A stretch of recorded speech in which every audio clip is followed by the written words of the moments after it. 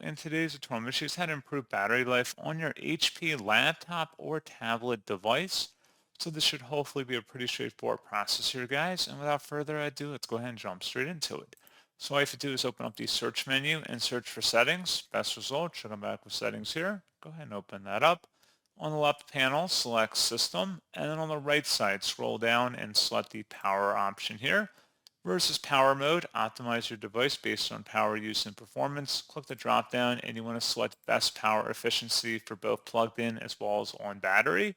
And then you also then want to go down underneath energy saver versus reduce power consumption and increase battery life by limiting some background activities. Click on that drop down and you want to turn it on, so toggle to the right to enable it. And that's pretty much it. So as always, thank you guys for watching this brief tutorial. I do hope that was able to help you out, and I do look forward to catching you all in the next tutorial. Goodbye.